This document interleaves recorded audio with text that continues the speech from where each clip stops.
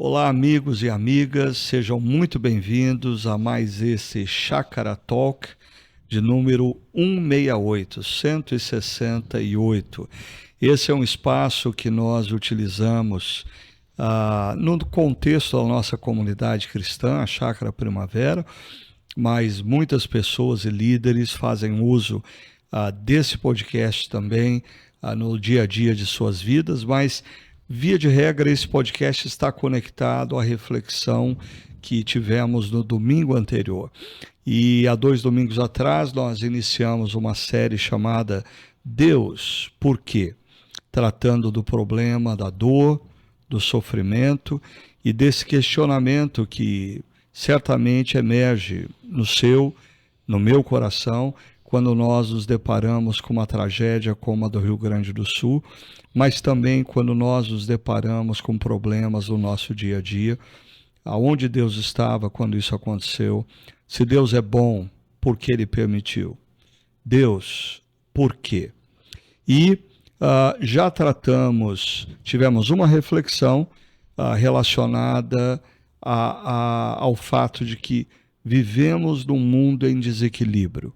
Nós sofremos porque estamos num mundo em desequilíbrio, desde o momento em que os nossos primeiros pais romperam com o Deus Criador, absolutamente toda a criação entrou em desequilíbrio.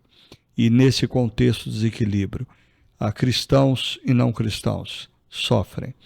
E na segunda reflexão dessa série, nós conversamos sobre o sofrimento decorrente de decisões equivocadas que nós tomamos na vida. Nesse podcast nós vamos conversar um pouquinho sobre a primeira reflexão, um pouco sobre a segunda reflexão e vamos continuar aqui no diálogo aplicando os mais variados insights que tivemos nas nossas vidas. Para esse momento de conversa, diálogo, estão aqui comigo o pastor André e o pastor Hugo. André, seja bem-vindo. Olá, Ricardo, tudo bem? Alegria, satisfação estar com você aqui, Hugo também, e nesse tema tão pertinente e oportuno para a gente estar conversando e dialogando aí, né? E assim, eu fiz questão que o André estivesse nesse podcast, porque ele, como torcedor do Grêmio, ele conhece esse tema. Então, se existe alguém aqui qualificado para falar sobre a dor e o sofrimento... Não é bem assim, mas tudo bem. Mais qualificado que o André seria o Thiago ou Augusto, torcedores do Corinthians. Exatamente. Mas Hugo não fala de futebol. Hugo, seja bem-vindo, viu? Muito obrigado. Meu time aí, eu sou São Paulino, deixa ele ali na sombra um pouquinho. Nem sofre demais, nem ganha demais, mas vamos lá. Tá bom. Mas falando sobre a temática do sofrimento e da dor, eu queria começar pelo André, porque no primeiro final de semana da série, eu e o Thiago estivemos responsáveis pela reflexão, e agora, no segundo final de semana, eu e o Hugo estivemos responsáveis pela reflexão, e você pôde nos ouvir. Do que você ouviu, o que te chamou mais atenção dentro da temática, o que você, como alguém que também tem conteúdo para oferecer, ouvindo, pensou, se eu estivesse lá, eu não deixaria de dizer isso sobre essa temática. Fica à vontade. Então, Ricardo, como eu falei, é um tema muito oportuno para a gente conversar, porque o ponto de partida dessa série tem a ver com o que aconteceu no Rio Grande do Sul, mas quando a gente fala de dor e sofrimento, todos nós, cá ou lá, vivenciamos isso, vivemos com mais intensidade, talvez outros menos, outros passaram por um momento de sofrimento, enfim, é um tema existencialmente falando que é de interesse, né, de todos nós. Em mensagens passadas, eu até mencionei uma situação que me veio em mente, para mim foi muito elucidativa, principalmente na primeira mensagem, de que é o mundo em desequilíbrio, né? E na ocasião que eu mencionei, eu, assim, olhando para o Rio Grande do Sul, especificamente ou particularmente para esse problema que aconteceu, eu fui alguém que passei por enchentes, né? Eu vivenciei algumas enchentes na minha vida, né? Enquanto criança.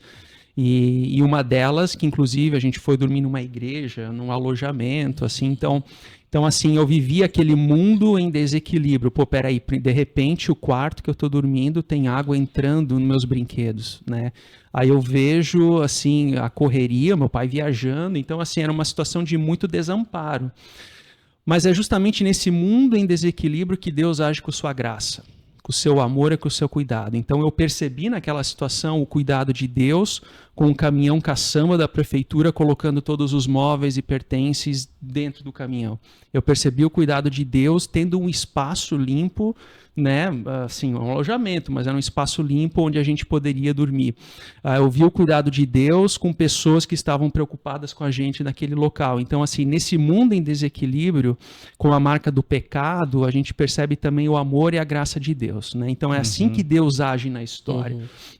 Em meio à marca do pecado no mundo, nesse mundo em desequilíbrio, Deus age com o seu amor, com o seu cuidado, e quando hoje eu olho para trás, eu percebo claramente isso. Então, claro, eu não vivenciei maiores perdas materiais e muito menos, né, alguém da minha família que morreu. Não, esteve longe disso, mas foi o suficiente para eu, como criança de 6 anos, olhando para trás, assim, percebi, nossa, isso foi traumático demais.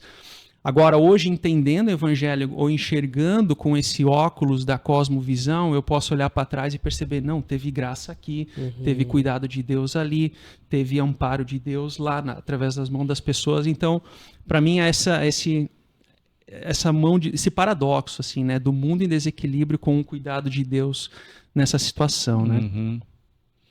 E quando a gente estava em off aqui, veio à tona um comentário que, infelizmente, assim, um comentário muito comum entre evangélicos, de que tudo isso que aconteceu no Rio Grande do Sul tem uma relação direta com o fato do estado do Rio Grande do Sul ser o estado com o maior número de templos de religiões afro-brasileiras, ou também as pessoas associaram tudo o que aconteceu no Rio Grande do Sul ao fato do governador do estado ser uma pessoa que assumiu uma posição homoafetiva. O que vocês pensam acerca disso? É possível eu atribuir o que aconteceu no Rio Grande do Sul a esses dois elementos que estão sendo tão falados em alguns meios evangélicos?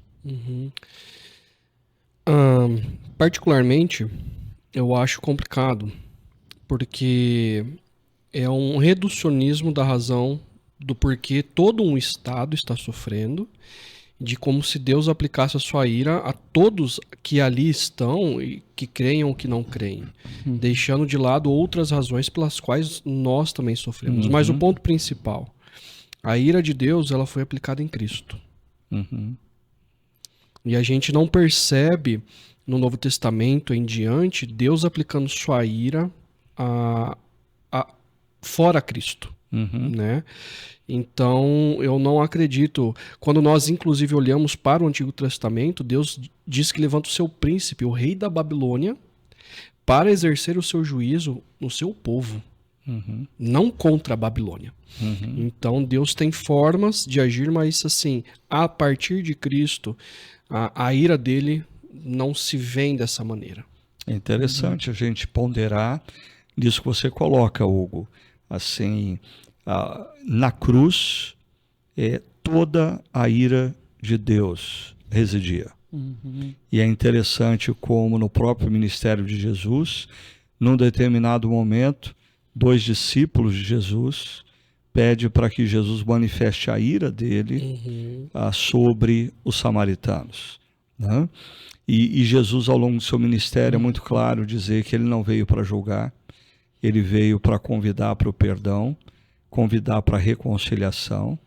E nas páginas do Novo Testamento, nós só vamos ver a ira de Deus se manifestando em Apocalipse 19. Exato. Ou seja, na manifestação do reino. Mas a primeira manifestação de Cristo é a manifestação daquele que vem para restaurar, vem para convidar para uma relação de perdão e amor. Não é aquele que vem para julgar e para punir. Como que você vê isso, André? Eu concordo em gênero, número e grau. Acho muito temerário a gente fazer tal afirmação. Nós não temos critérios claros para falar, isso aconteceu por causa disso ou daquilo, em se tratando de uma disciplina de Deus. É sempre importante ter esse ponto de partida, né? E até essa justificativa, porque é um grande centro de religiões de matrizes africanas, mas o Rio Grande do Sul, ele também foi muito importante dentro do protestantismo brasileiro, né? Então, assim, historicamente é um estado berço aí de muitos imigrantes que trouxeram também a sua espiritualidade e moldaram a construção de muitas cidades no estado. Então, você precisa também ter isso em mente no momento de construir esse tipo de argumentação, mas enfim, mas essa que é a questão. Na cruz, a ira, né, a ira de Deus nessa dinâmica, ela encerra. A cruz é uma nova humanidade que se constrói. É o grande para-raio. É o para-raio. Essa é a ilustração perfeita, a meu ver, do para-raio no prédio, né, que bloqueia aquela... Né, isso não significa dizer que nós não temos a disciplina de Deus na nossa vida por decisões como foi, né, a mensagem de ontem, do último final de semana, no sentido de que nós colhemos consequências de decisões. Nesse sentido, Deus, ele vai, né, a perseverança caminha também dentro dessa dinâmica, né? Mas assim, mas essa visão de causa e efeito eu acho muito perigosa. O efeito é esse porque a causa é aquela. Assim, isso é um paradigma muito mais pós-iluminista. Eu não sei explicar isso, mas eu acho muito temerário ter esse ponto de vista aí. E eu acho também que esse tipo de argumentação, além de ser uma argumentação altamente insensível para com aqueles que sofrem, é uma argumentação que não considera o seguinte: diante dessa catástrofe e tragédia, não sofreram apenas as pessoas vinculadas às religiões afro-brasileiras. Todos sofreram. Exato. Não perderam as suas casas só as pessoas vinculadas à religiosidade X ou à religiosidade Y. Cristãos, evangélicos sofreram e perderam. Né? Então, e eu fico pensando que essas pessoas que são sempre carregadas de tanto ódio, de tanta raiva, e que acham que elas vão convencer aqueles que não pensam como elas, através de acusações bombásticas como essa, eles deveriam parar e pensar se essa catástrofe também não é uma oportunidade que Deus abre para aqueles que efetivamente são discípulos de Jesus demonstrarem o amor e a compaixão e ajudarem aqueles que sofrem. Sejam eles evangélicos, sejam eles de qualquer outra religião, sejam eles héteros, sejam eles homoafetivos. Um momento da gente demonstrar a graça de Deus alcançando a vida deles, a graça de Deus abençoando-os. Né? E eu quero fazer uma colocação aqui que também é oportuno a gente refletir, como nós nas duas reflexões refletimos, acerca da verdadeira história da humanidade. A Bíblia, ela não pode ser lida apenas à luz do Antigo Testamento. E é o que, via de regra, uma parcela dos evangélicos fazem. Eles olham a história como se o Antigo Testamento estivesse sendo repetido. E Deus está derramando sua ira. E quando nós precisamos interpretar a vida e a história da humanidade à luz da história bíblica. E precisa passar por Cristo. A maneira de Deus lidar no Antigo Testamento foi culminada em Cristo. E a ira de Deus, ela foi derramada em Cristo. Então, tudo o que nós vivemos hoje é o acúmulo dessa verdadeira história da humanidade. Nós precisamos ler a Bíblia como um todo, não só como uma única parte, né? Que são essa parcela da igreja evangélica judaizante, que só lê à luz do Antigo Testamento. E nós precisamos nos lembrar que a Bíblia deve ser lida como uma única história. E assim, se as pessoas querem ler equivocadamente a Bíblia, Bíblia a partir dessa ótica judaizante, eles deveriam perceber algo que você já mencionou, Hugo, que assim, no Antigo Testamento, o povo que mais sofre em decorrência da disciplina é o próprio povo que se diz o povo de Deus. E a gente vai, não quero adiantar a matéria, a próxima reflexão do próximo final de semana, nós vamos tratar sobre disciplina de Deus. Quando nós sofremos em decorrência do fato de que Deus está nos disciplinando por algo que nós fizemos, mas a disciplina de Deus, segundo a palavra, ela é aplicada aos filhos de Deus. Deus disciplina os filhos que Ele ama. Nós não podemos olhar para o incidente e a tragédia do Rio Grande do Sul e afirmar que foi uma disciplina. Isso eu acho que é um equívoco fazer isso. Assim como as promessas de Deus também são para o seu povo. Então, assim, Deus está num processo de restauração da criação, entrando nesse tema da grande história.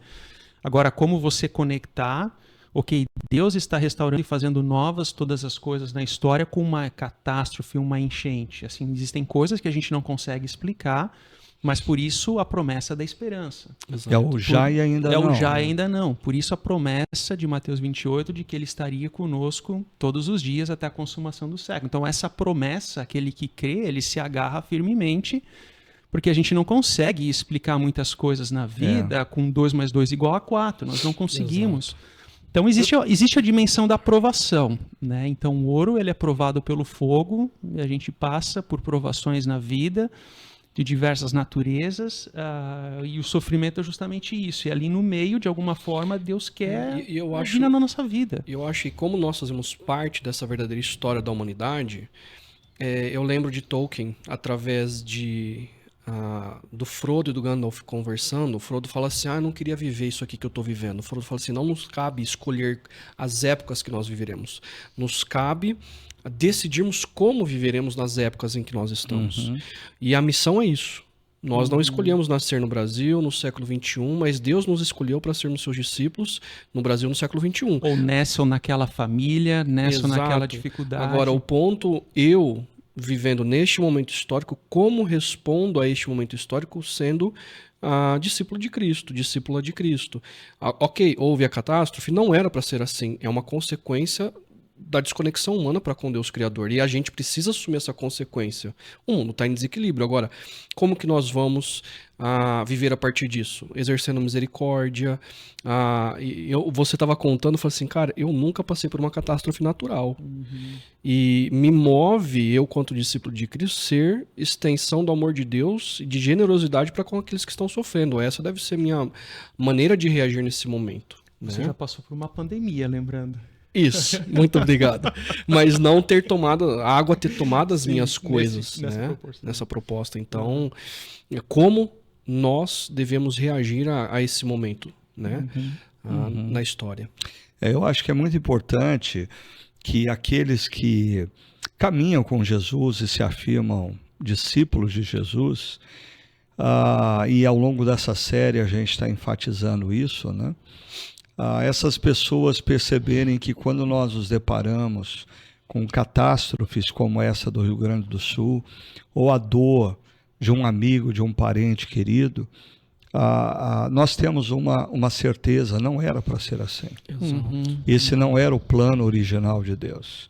O que nós estamos vivendo é uma consequência da ruptura dos nossos primeiros pais que optaram pela autonomia. Eles semearam a autonomia e o que nós colhemos foi dor e sofrimento. Ou seja, todo o cosmos, o macro ou o microcosmos, está em desequilíbrio. E estando em desequilíbrio, sofrem cristãos e não cristãos. Assim, eu fui enfático em alguns dos nossos encontros de ontem em dizer que se uma pessoa está frequentando uma pseudo-igreja que afirma categoricamente que crente não sofre, que crente não tem diagnóstico de câncer, que crente não é roubado, que crente não perde filho para enfermidade. Isso é uma das grandes heresias do final do século XX e início do século XXI. O sofrimento e a dor são elementos que integram a nossa jornada terrena, e o sofrimento e a dor talvez sejam usados muitas vezes para nós não nos esquecermos de orar, venha o teu reino, de desejarmos o reino de Deus instalado e toda forma de dor e sofrimento sendo dissipada. Sim. Né?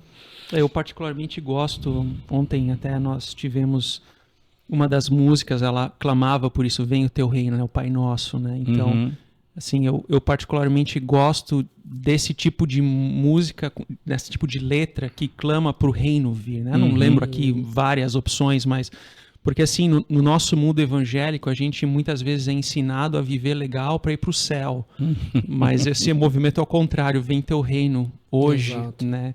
E aqui entra um pouco na minha primeira fala, de encontrar a graça em meio à dor, né? Porque se você olha para as consequências do pecado em Gênesis 4, né? Então a dor do parto é uma consequência, a dor do parto mas a alegria de ser pai, a alegria de ser mãe é infinita, é a graça de Deus. Então a dor, o suor do trabalho é uma consequência do pecado? Mas você pode encontrar sentido, alegria, vocação, né? desfrutar. Então percebam como Deus age com o seu amor nessas situações, né? Eu conheço uma música boa, assim, para a gente alimentar a esperança do reino. Ela fala alguma coisa assim: há um vilarejo ali, onde areja, um vento bom na varanda, quem descansa, vê o horizonte deitar, né?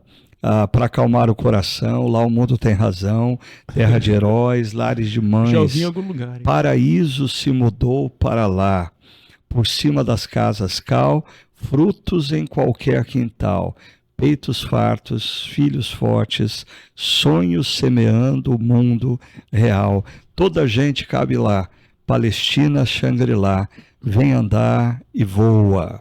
Lá é primavera, lá o tempo espera, portas e janelas ficam sempre abertas para a sorte entrar, em todas as mesas pão, flores enfeitando os caminhos, os vestidos, os destinos, essa canção. E a última frase me chama a atenção: tem um verdadeiro amor para quando você for. Interessante, né?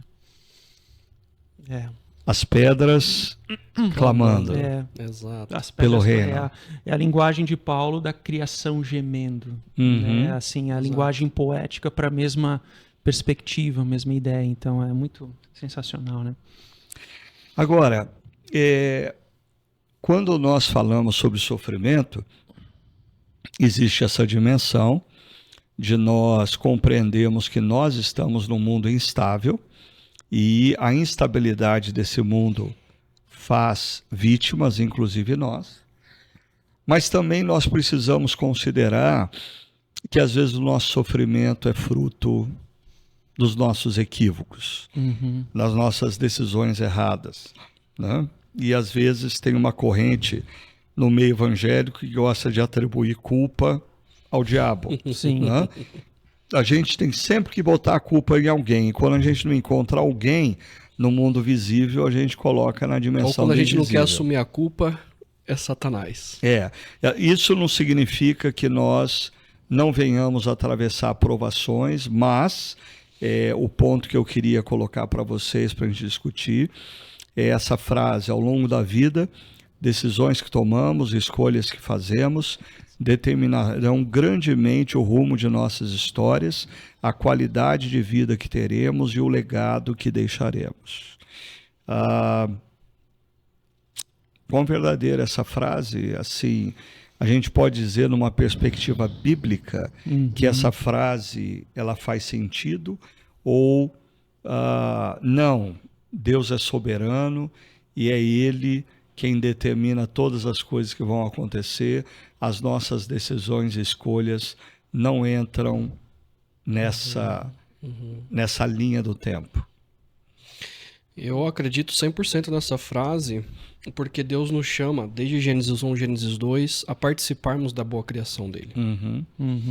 E apesar de Gênesis 3, de nós termos escolhido a autonomia, ele ainda nos chama a participarmos da reconstrução de todas as coisas. Portanto, na minha opinião, sim, decisões e escolhas que nós fazemos afetam grandemente as nossas vidas. O nosso presente, o nosso futuro, a próxima geração, em diferentes áreas, seja a área financeira, afetiva, a saúde. Então, porque Deus está nos convidando a participar da boa vida que Ele nos deu.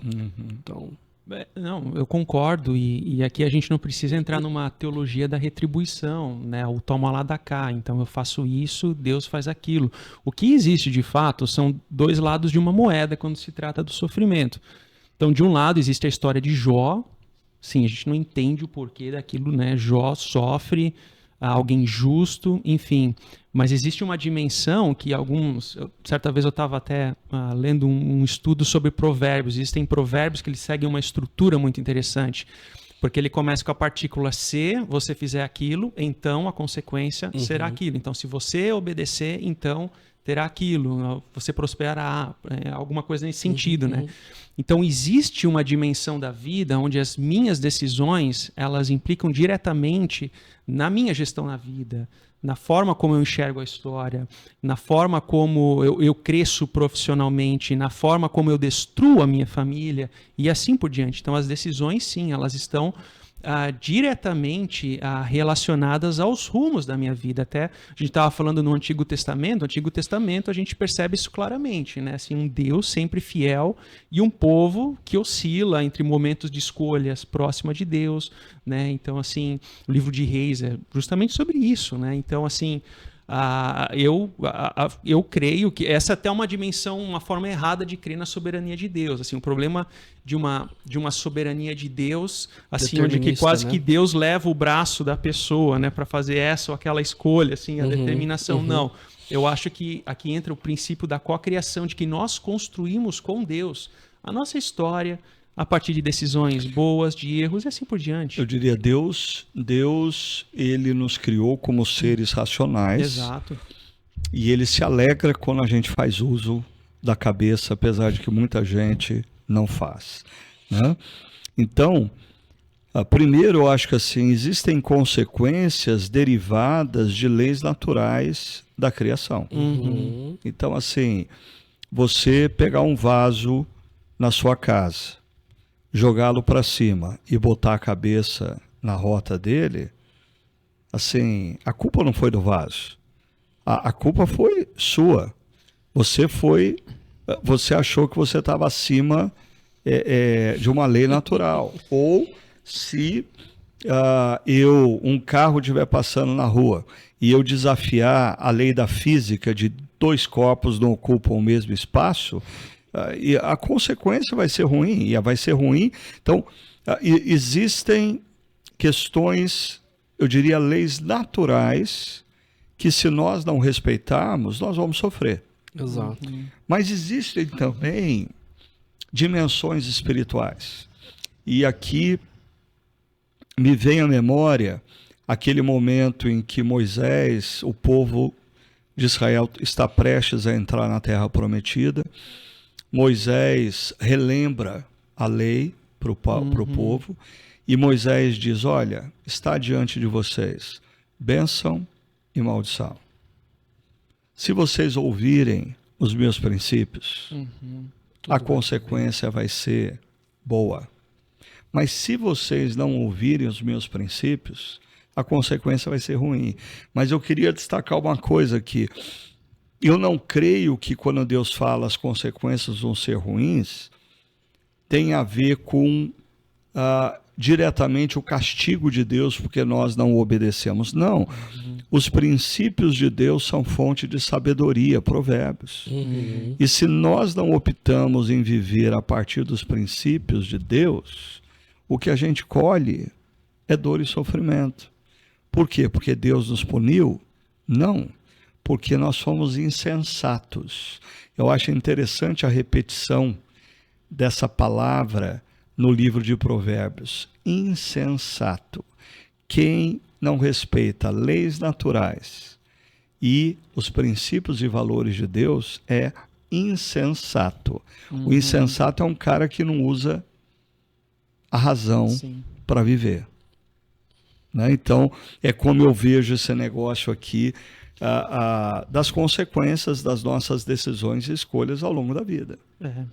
E a vida ela é feita de decisões, né? Então a gente toma decisões diariamente, no âmbito pessoal, no âmbito familiar. Nesse final de semana, em um dos encontros, veio uma mulher conversar comigo de uma forma estava muito preocupada com uma decisão que ela precisava realizar, mas ali na conversa com ela, eu percebi assim claramente que não é uma, assim, às vezes a gente quer entender assim onde Deus quer ou não quer que aquilo seja tomado, porque se for uma decisão errada, certamente ela irá colher assim algumas consequências negativas daquilo, né?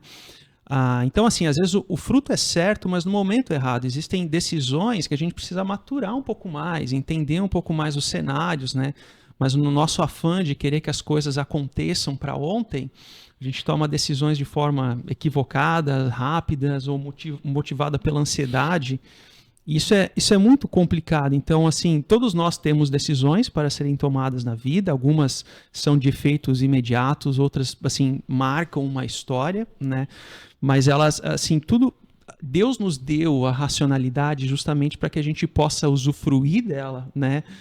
E entender, buscar auxílio, buscar orientação, a dinâmica da leitura da palavra, como também, assim, eu particularmente na minha história, quantas situações de decisão na vida que eu tomei, lendo um texto que eu não estava imaginando naquela situação, mas Deus falou comigo a partir daquele contato, manuseio com as escrituras, ou então de um amigo, ou então de uma pregação, de uma mensagem. Por isso que o convívio em comunidade é muito importante. Então, assim, eu acho que parte muito disso. Se a gente não usa racionalidade nessas escolhas, então é uma inutilidade, né? Utilizando em algum dos textos também apareceu esse termo da vida inútil, né? De Eclesiastes 3, né? É viver na inutilidade.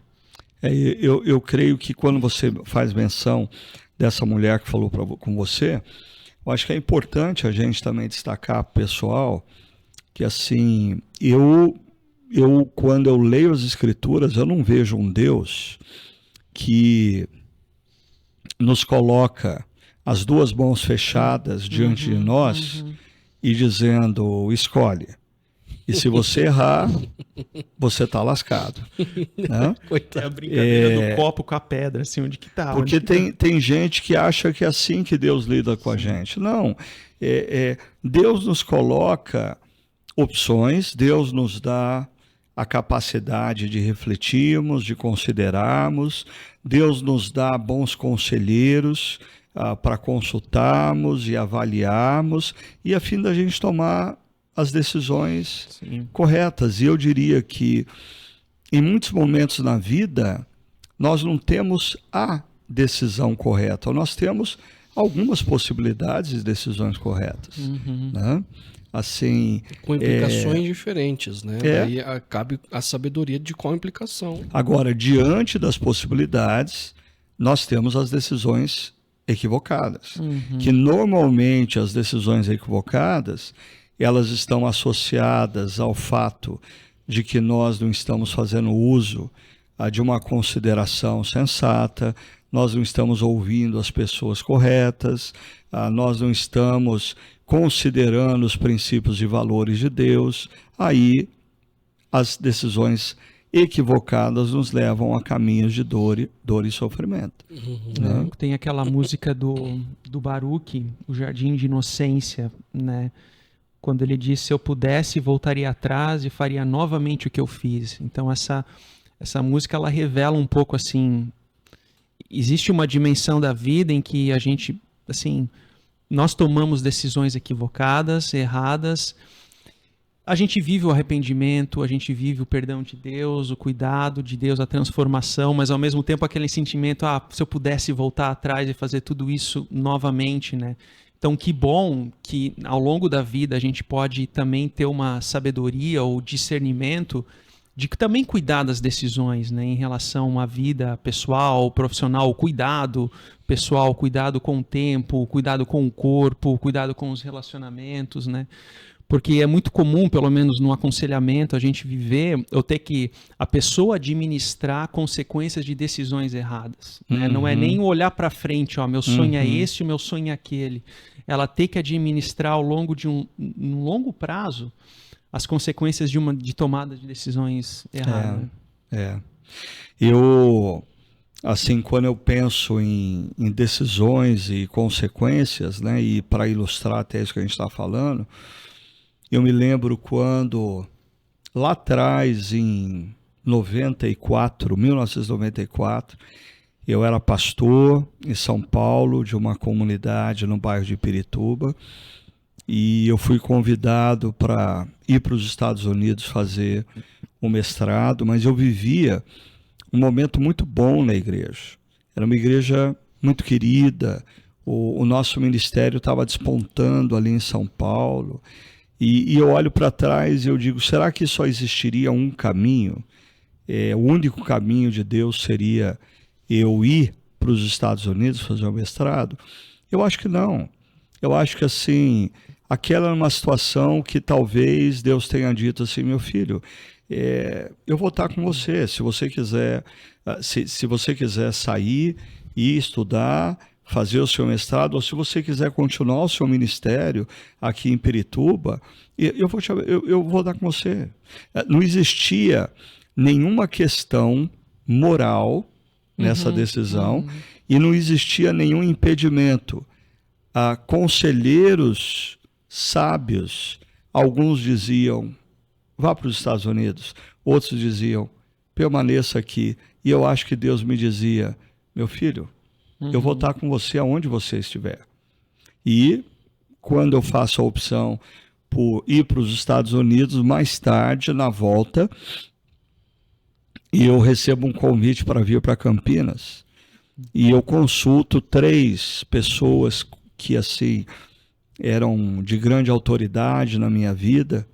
E as 3, sem saberem o que uma e a outra havia falado, as 3 disseram, não, você deve ir para Campinas, você deve aceitar esse convite. E aí Deus começou uma outra história no meu ministério que culminou aonde a gente está hoje, né? Mas quando eu olho para trás, eu percebo que existem momentos que não existe a decisão certa. Existem possibilidades. E quando existem possibilidades e nenhuma delas tem implicações morais, Deus diz, meu filho, eu vou estar com você ao longo do caminho, seja qual for o caminho. O que Deus não conhece é o caminho do ímpio. Salmo 1. Né?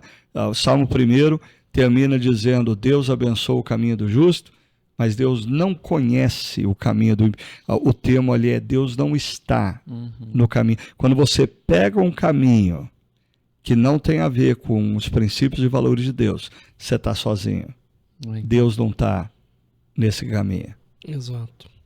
Mas ontem, só assim, relembrando o pessoal que esteve na nossa reflexão e introduzindo para o pessoal que não pôde ainda, né, dar uma olhada, nós falamos sobre os 7 pecados capitais de decisões equivocadas.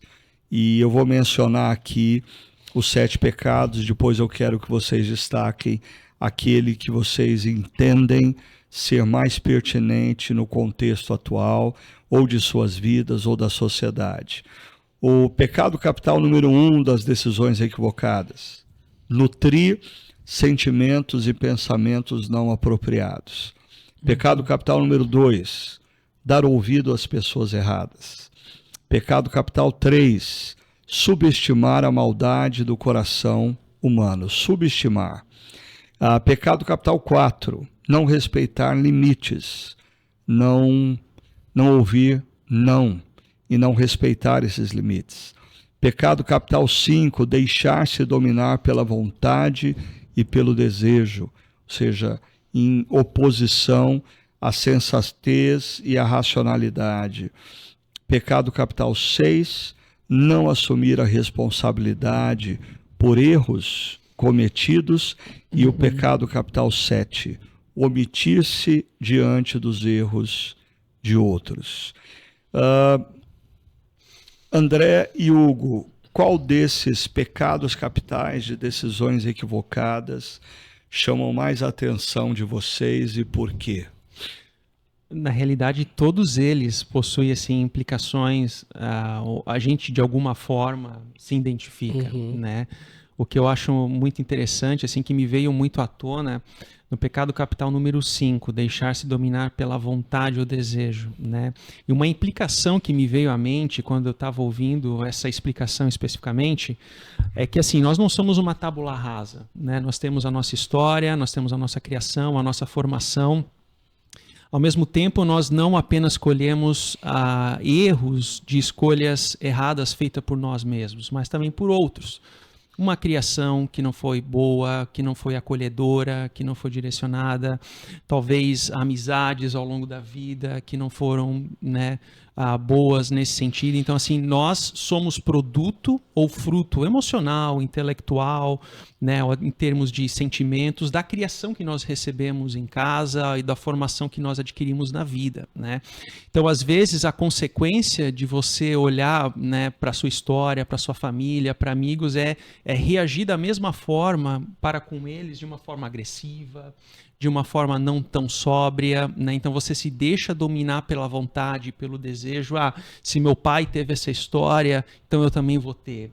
Se minha mãe teve esse perfil, então eu também vou agir dessa forma, né? Então, assim, nós carregamos esses erros e agonias, pecados, né, que são herdados, digamos assim, da nossa formação e criação. Mas, assim, é justamente ali que a palavra de Deus vem para nos transformar, para que a gente não faça igual a eles, né? Então não existe uma cláusula pétrea nas escrituras dizendo, não, porque se alguém pecou contra você, você pode também pecar para com ela. Se alguém falou mal para você, você pode também responder no mesmo tom. Não existe essa permissão para errar contra a pessoa, né?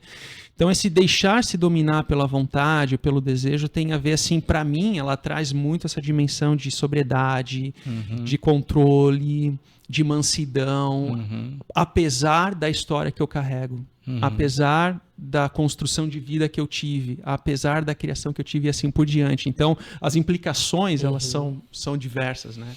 E eu estava refletindo aqui também, e para mim, o que mais chama atenção é o mesmo pecado.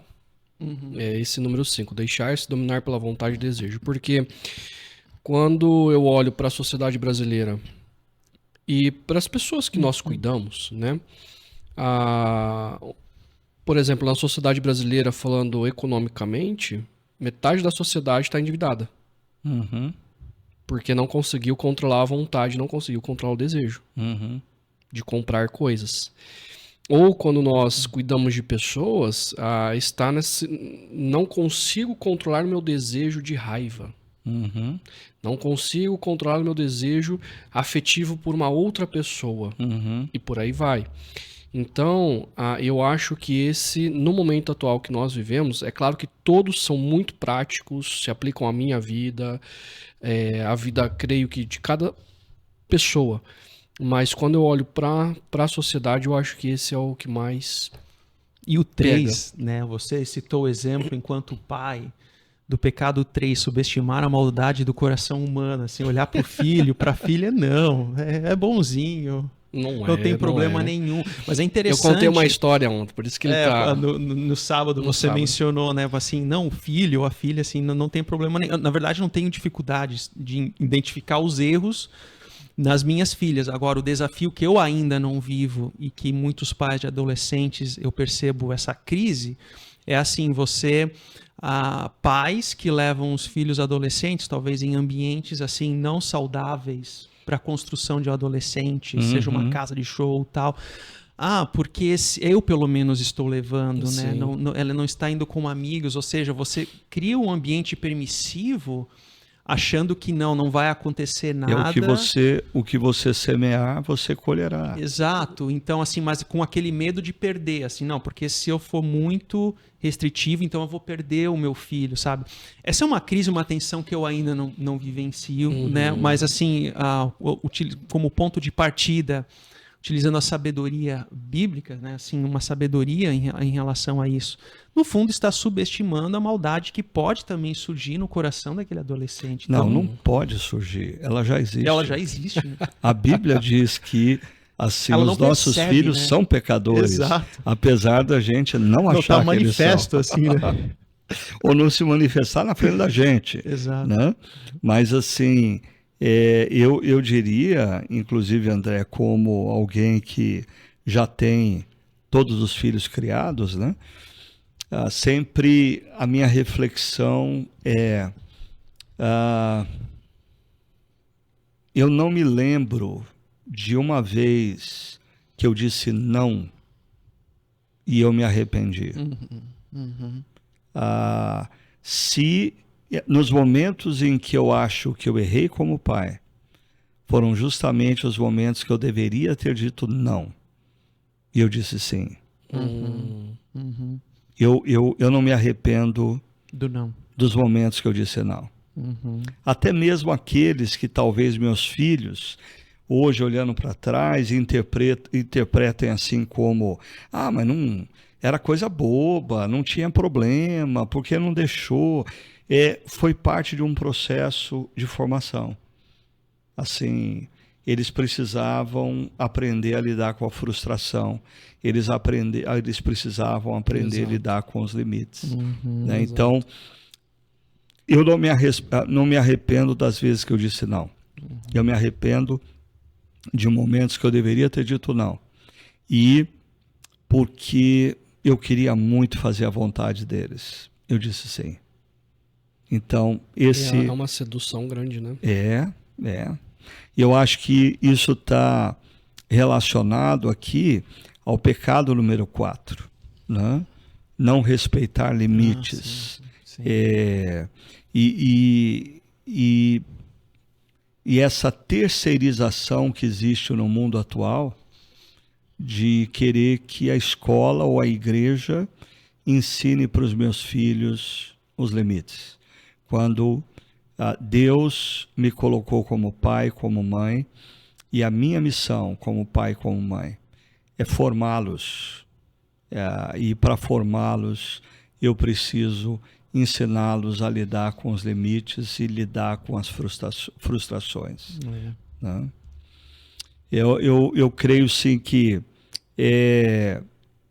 para mim, o pecado número 7, ele é muito presente na nossa sociedade, que é omitir-se diante dos erros de outros. Porque nós vivemos numa cultura onde a autonomia é uma virtude e cada um cuida da sua vida e ninguém deve se meter na vida do outro.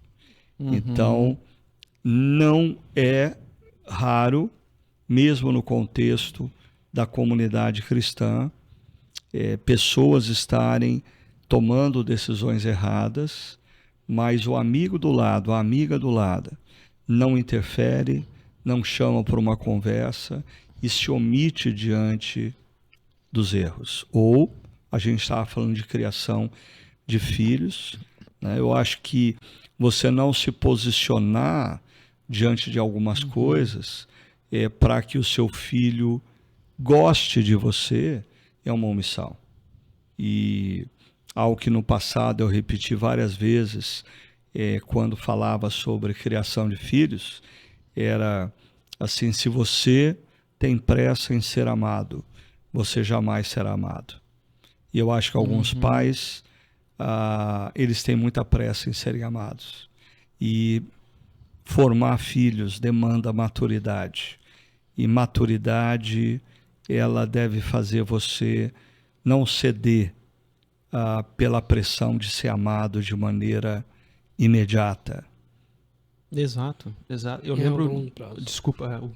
Não, é que eu lembro você uma vez falando, Ricardo, que alguns pais de adolescentes, por exemplo, né, pegando o caso de adolescentes, eles querem ser amigo do filho, né, assim, ou então aquele pai de adolescente que se veste praticamente como adolescente, né? O adolescente, ele não quer alguém igual a ele, só que mais velho, ele quer alguém no fundo ele quer alguém para ser uma referência, um guia na vida, Sim. né? Então, assim, não é a minha vestimenta, ser como o meu filho adolescente que vai trazer essa perspectiva de autoridade, direcionamento na vida do filho. Então, isso é maturidade, tem a ver com maturidade. E assim, amigos e amigas do seu filho e a sua filha terão muitos, né? Mas pai, ele só tem um.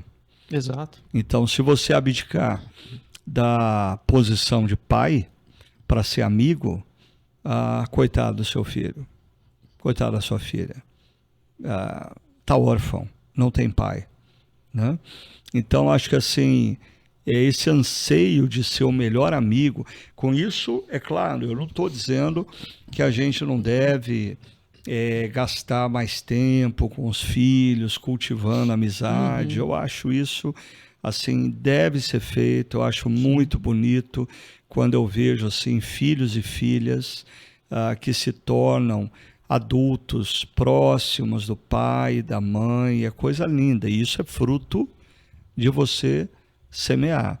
Mas isso não se confunde com você se omitir na posição de pai e de mãe e estabelecer limites e dizer não, nossos filhos precisam aprender o significado da palavra não. Sim, sim. Muito bom. Uma amizade, mas com uma referência, com a autoridade do pai, né?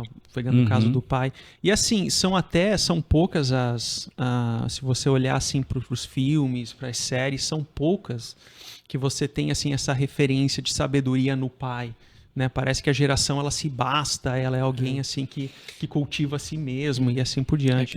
É os Simpsons, né? Exato. O Homer Simpson não é referência de coisa nenhuma. O Bart é o esperto, é o filho. O filho é o ágil, o filho é o esperto. Na verdade, todos os década de 80, 90 para cá, todas as figuras masculinas, digamos assim, né?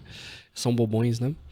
E na cultura oriental a honra é algo muito forte. A honra ao mais velho, a honra ao idoso. Na nossa cultura ocidental é uma cultura da autonomia. Não importa a sabedoria do mais velho, não importa se o outro é mais velho, importa que eu me basto. E é o que eu quero, né? E não é fácil, não. Esse final de semana, o Noah chegou em casa domingo pela manhã, né? Aqui em Barão, na verdade, a gente se encontrou aqui e a gente foi pra casa. Aí a gente tava brincando depois do almoço e voltou da casa dos avós. E é engraçado, né? Como a avó faz bem pros filhos. A cara do Ricardo. E aí, ele tava brincando, mas ele começou a repetir demais. Você é chato. Você é cabeçudo. Desse jeito. Eu tive que chamar ele, levar no quarto e dizer o seguinte: Noah, antes de ser seu amigo, eu sou o seu pai. E você, se me desrespeitar, vai ter consequências. Ensinar limites. E que ele deve me respeitar.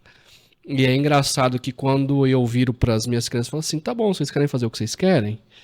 Podem fazer. É uma dor profunda no coração. É porque a sensação que eu tenho é como se eles estivessem dizendo o seguinte: meu pai não me ama mais, porque ele não me dá limites. Meu pai me deixou. Então, no fundo, os nossos filhos e a nossa sociedade precisa de limites. Nós precisamos de limites. É por isso que Deus, ele nos ensina a viver com sabedoria, e viver com sabedoria é saber respeitar os limites corretos, né?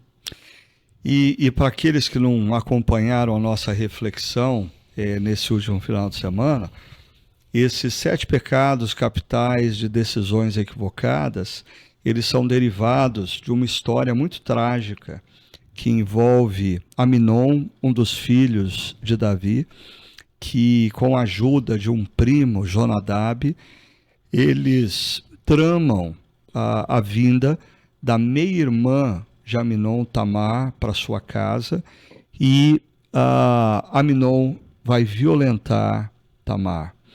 Um momento de muita dor, de muito sofrimento, e que tem consequências, porque principalmente o pai, Davi, ele fica indignado com a situação, mas o texto bíblico diz que ele não fez ou não descreve absolutamente nenhuma postura por parte de Davi. E aí nós vamos ter algumas consequências. 2 anos depois, Absalão convida os irmãos para estarem na sua casa e Absalão vai matar Aminon a sangue frio. Absalão vai fugir e vai passar 3 anos longe do reino. Quando ele volta, Davi como rei o anistia, mas jamais o recebe como pai. Não troca uma palavra sequer com ele. E por 2 anos Absalão vive em Jerusalém, mas sem ver o seu pai, sem conversar com o seu pai. Essa amargura vai levar Absalão a sabotar a liderança do seu pai. Por 4 anos ele procura nas ruas de Jerusalém sabotar a imagem do seu pai, até que ele deflagra uma rebelião e ele toma o poder, e Davi vai ter que sair para o deserto, temendo a sua própria morte.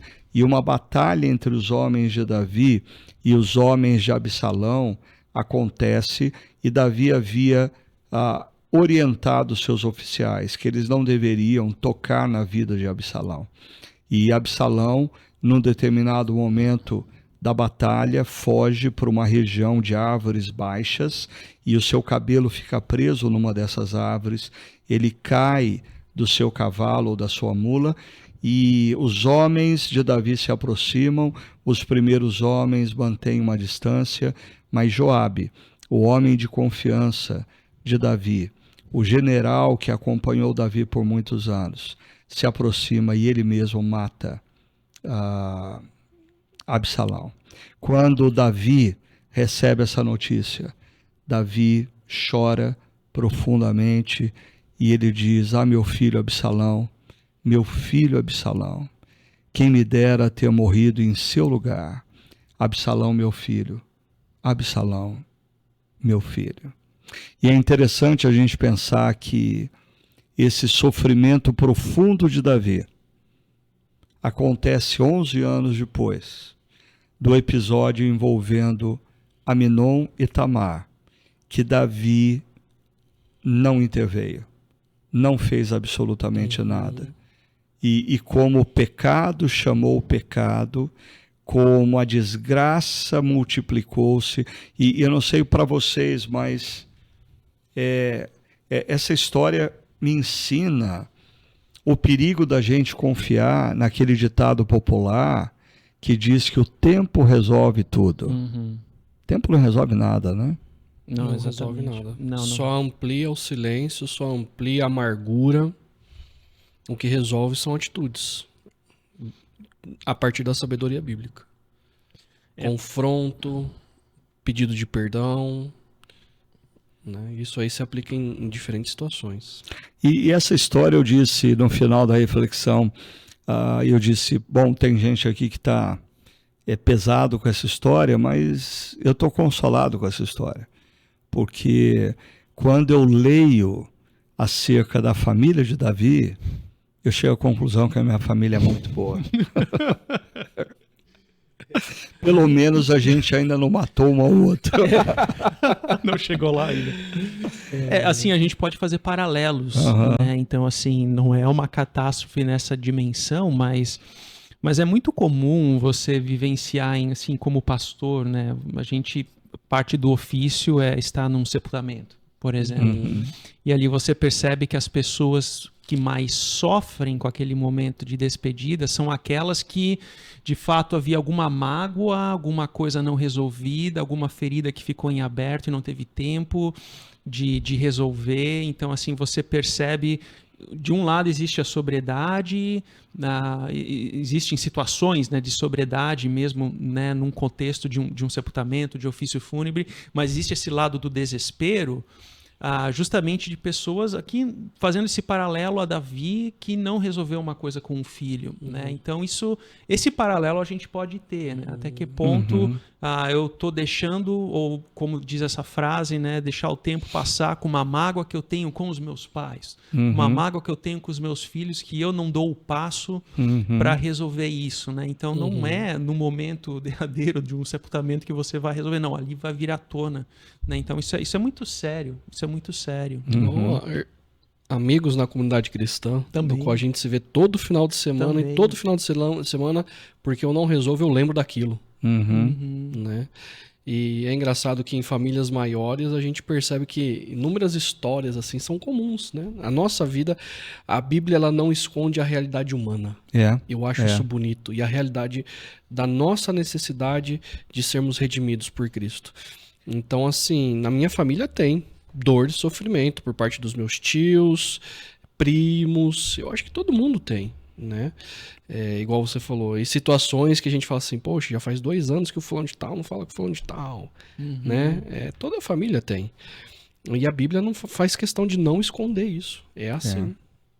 E às vezes a gente assiste essas séries de TV que retratam histórias de família, de tramas, de traições, de farsa. Você fala, meu Deus, que coisa horrível, mas leia a Bíblia.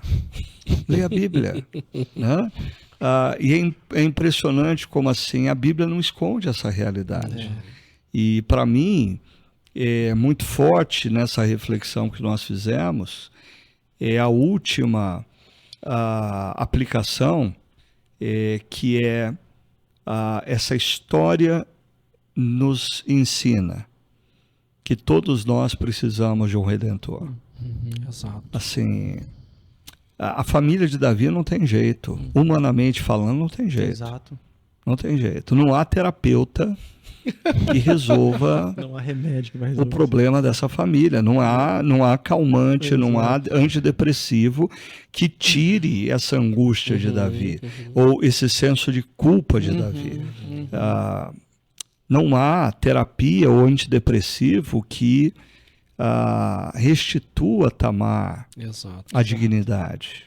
Exato. Então nós precisamos de um Redentor, Tamar precisa de um Redentor, Davi precisa de um Redentor, eu e vocês precisamos de um Redentor.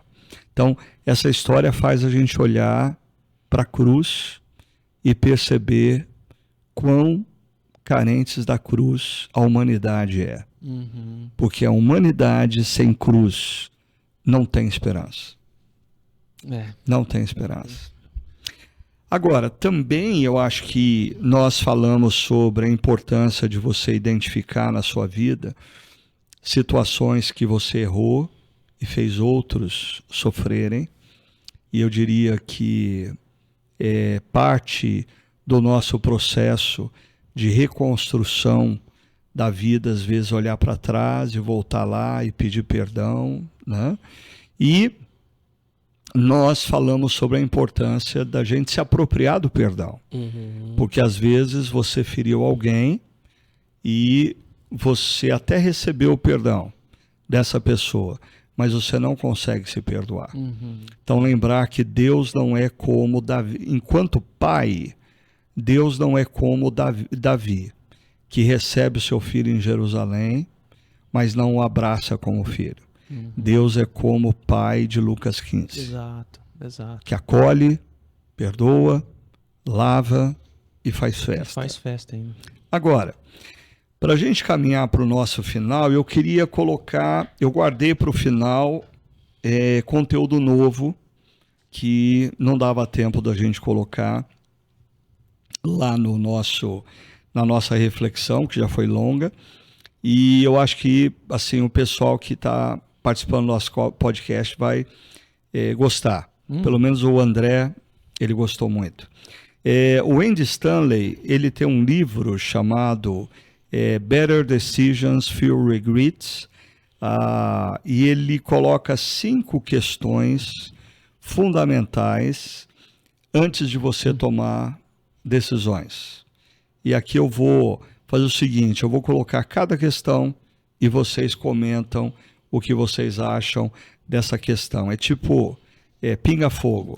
Não pode parar e pensar. O que você acha dessa questão? Então, o Andy Stanley diz, antes de você tomar decisões, primeiro, faça uma pergunta a você mesmo. Estou realmente sendo honesto comigo mesmo e com os outros? Estou realmente sendo honesto comigo mesmo e com os outros? O que vocês acham dessa pergunta? Se essa decisão está dentro dos meus dons, do meu perfil, de quem eu realmente sou, do design que Deus fez na minha vida, eu não posso tomar decisões que fogem do meu alcance profissional, por exemplo, ou que exponha a integridade da minha família, por exemplo. Então, e assim por diante. Hugo? Eu penso que é uma questão de consciência de motivação. Sim. Então... Tanto que Andy Stanley chama essa questão de integridade. É uma questão que checa justamente esse ponto, a motivação. E eu acho fundamental, porque nós vivemos hoje no mundo de maquiagem, de filtros de Instagram, onde a gente quer aparecer algo que nós não somos, né? E muitas das nossas decisões nós queremos fazer para sermos aprovados, para sermos amados, valorizados e por aí vai. Não. Eu tô sendo honesto comigo mesmo? É de fato algo que eu quero? É de fato algo que eu necessito? É de fato eu estou sendo íntegro para com o outro naquilo que eu estou decidindo ou afirmando? Então, fundamental. Se Aminon tivesse feito essa pergunta para ele mesmo, ele talvez não teria cometido o erro que ele cometeu. Exato. Né? Eu estou sendo realmente honesto comigo mesmo? Aminon diria, não. Eu não estou doente, eu não estou sendo honesto para com os outros, com meu pai, eu não estou sendo honesto com a minha irmã, porque a razão pela qual eu quero ela na minha casa não é para ela fazer uma refeição para mim. Ou seja, se nós fizéssemos mais uso dessa questão de integridade antes da tomada de decisões, a gente se pouparia de sofrimentos. Estou realmente sendo honesto comigo mesmo e com os outros? Segunda questão, que o Andy Stanley chama de questão de legado. Qual a história desejo contar ou que contem sobre esse momento da minha vida? O legado tem a ver com deixar para as futuras gerações, né? Isso é muito importante na perspectiva bíblica, né? Então, a minha história ela é contada através daquilo que eu fui, daquilo que eu fiz. Então isso tem a ver com credibilidade com a minha geração, com a minha família, alguma coisa nesse você sentido. Quer ser lembrado? Exato. Diante desse momento que você está vivendo e a decisão que você quer tomar, como você quer ser lembrado? Você quer ser lembrado como alguém que cedeu ao mero desejo e gerou uma catástrofe na sua vida? Ou você quer ser lembrado como um homem que, apesar de uma crise conjugal, você resolveu manter o seu compromisso? Como que você quer ser lembrado? É interessante nisso, porque assim, quando eu olho para minha família, assim, pessoas que eu não conheci, tio avô, tia avó, na família se falava, não, esse bebia muito. Não, esse era muito legal, ou seja, eles eram conhecidos. Esse era um sem vergonha, esse era um homem. Exato, é isso mesmo. Então tem a ver com legado. Eu acredito que as nossas vidas, e a gente vai ganhando consciência disso na medida em que a gente vai amadurecendo, é como se fosse um livro. E cada fase são capítulos. E os capítulos contam o nosso legado. Que é o que o André tá... Pelo que nós somos lembrados, né? Ou eu tenho a cicatriz aqui na testa. Toda vez que eu lembro, ou eu posso ter uma cicatriz fruto de um erro, ou eu posso ter uma cicatriz que na verdade doeu, mas valeu a pena. Então a minha cicatriz é porque eu fui levar um nó de madrugada na cama e dei. Mas é fruto, quando eu olho pra minha cicatriz, não é algo de errado que eu fiz, mas é de cuidado para com meu filho. E a paternidade é isso, né? E vale a pena. Então todos nós temos cicatrizes. Então, qual a história que você deseja que seja contada sobre a sua cicatriz? Exatamente. Que você não tomou cuidado e meteu a testa no beliche? Ou que você estava cuidando do seu filho? Eu estava cuidando do meu filho. Perceba, se a gente tivesse a oportunidade de estar no momento em que Aminon está nutrindo desejos e pensamentos equivocados, e a gente pudesse fazer a pergunta para ele, Aminon, qual é a história que você quer que contem acerca de você? Você quer que o mundo associe o nome Aminon a um violentador de uma irmã? Pare e pensa, Aminon. Exato. Que é o que nós fazemos hoje. Exato. A gente precisa A terceira pergunta que Andy Stanley convida a gente a fazer, ele chama de questão de consciência, que envolve aí princípios morais, né? Existe alguma tensão sobre a qual eu devo me atentar ou tratar? Nessa questão, existe algum valor, algum princípio que está sendo quebrado e que eu preciso prestar atenção e tratar? Se quebra a consciência, ou até mesmo se fere leis, né? Isso me vem à mente agora, um caso de uma família que queria se mudar para o exterior. Conversa vai, conversa vem, você percebe que lá no fundo a ideia é permanecer de forma ilegal, então isso fere princípios. Uma questão de E consciência. talvez volte para a questão de integridade também. Estou sendo realmente honesto comigo mesmo e com os outros? Eu acho que misturam as duas coisas. Então não tem como abençoar um projeto desse, né? Então é uma questão de consciência da pessoa. E eu tava lembrando de uma certa vez, uma pessoa falou assim comigo, eu tava fazendo um serviço no escritório e a secretária falou que ela só estava trabalhando no escritório por minha causa. E isso mexe, né? Com homens, com mulheres. E aí, quando eu faço essa pergunta, existe alguma tensão sobre a qual eu devo me atentar e tratar dessa tensão? Não só isso, né? Pode ser questões financeiras, de contrato e por aí vai. É uma pergunta profunda e que nos leva a colocar o pé no chão diante de momentos bem delicados. Devo fazer esse negócio no qual os recursos financeiros eles não são muito legítimos? Exato. Eu acho que envolve isso aí. Ou uma pergunta que eu já ouvi tantas vezes com um pastor, de jovens perguntando: pastor, aquela moça ela é muito legal, mas ela não é cristã. Ou aquele moço é muito legal, mas ele não é cristão. Será que Deus não quer que eu case com ele ou com ela para evangelizá-los ou para trazê-los para o cristianismo? E assim, é uma questão de você flertar ou querer flexibilizar valores e princípios cristãos. Né? Exato. Quarta questão que Andy Stanley traz, questão de maturidades. Lembrando, nós estamos falando de 5 perguntas que nós devemos responder antes de tomar grandes decisões. Questão de maturidade. Qual é a coisa mais sábia a ser feita nesse momento? Qual é a coisa mais sábia a ser feita nesse momento? Ou qual a coisa mais sensata a ser feita nesse momento? Existem decisões na vida que você tem a tomada de decisão logo de cara, né? Ou como naquela conversa, voltando à conversa que eu tive com aquela moça, existe você deixar maturar um pouco mais, deixar o fruto amadurecer um pouco mais para você tomar uma decisão. Pode ser que não seja esse caminho, pode ser que seja aquele. Isso também é maturidade. A espera também é um princípio de maturidade. Então, ou é o não, assim, é o sim, não, ainda não. Né? Eu consigo enxergar essa pergunta para diferentes momentos, né? Diferentes cenários. Então, por exemplo, nesse momento que eu estou prestando vestibular, devo me lançar num relacionamento amoroso ou eu devo focar nos meus estudos? Né? Qual é a coisa mais sábia a ser feita neste momento? Eu tô com 20 e poucos anos e eu tô namorando há 7 anos. Qual é a coisa mais sábia a ser feita neste momento?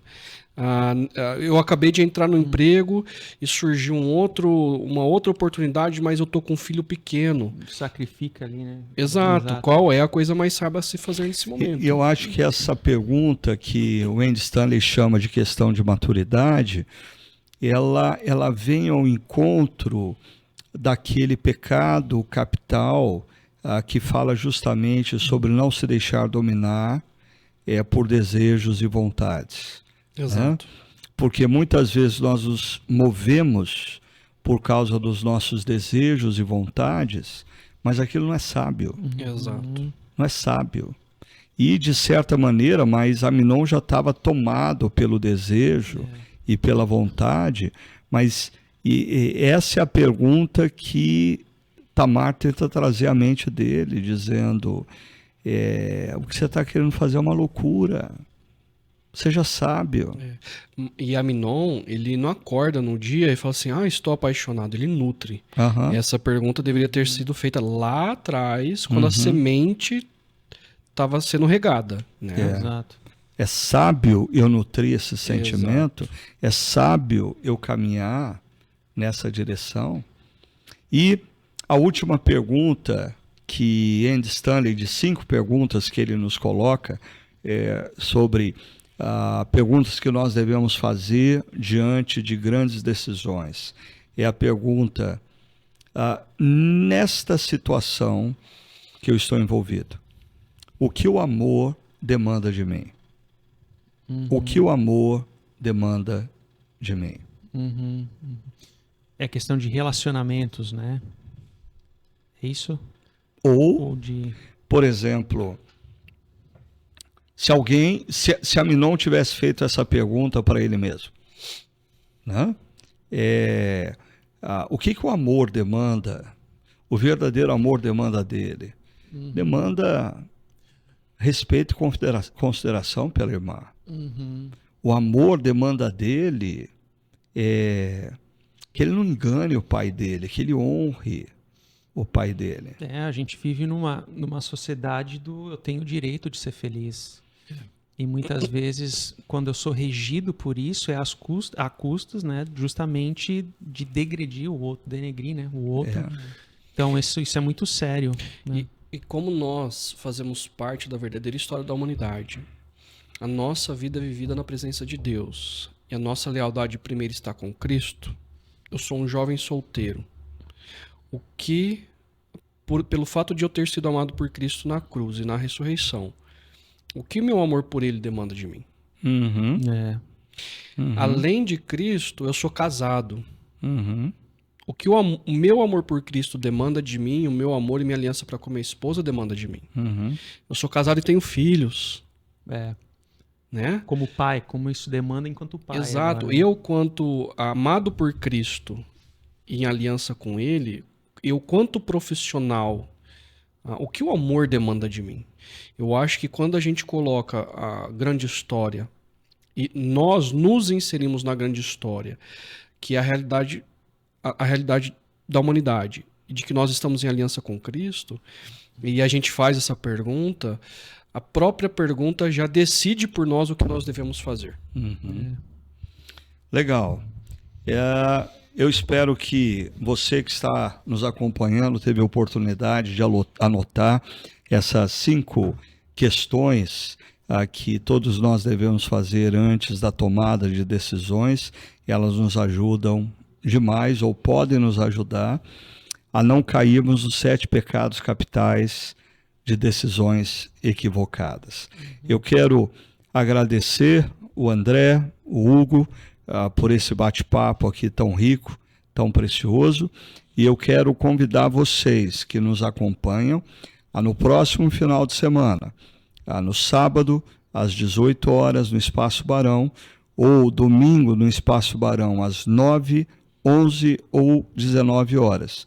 Perdão, no Espaço Paineiras, às 9, 11 e 19 horas. Ou no Espaço Barão, às 9 horas da manhã. Ou se você não é da região de Campinas, pela internet, no chakra.org, a nos acompanhar no prosseguimento dessa série. Nós vamos continuar conversando sobre o problema da dor e do sofrimento na vida humana, e nós vamos estar falando sobre momentos em que nós sofremos, porque nós estamos sendo disciplinados por um Pai que nos ama. Te vejo até lá, que Deus abençoe grandemente a sua vida.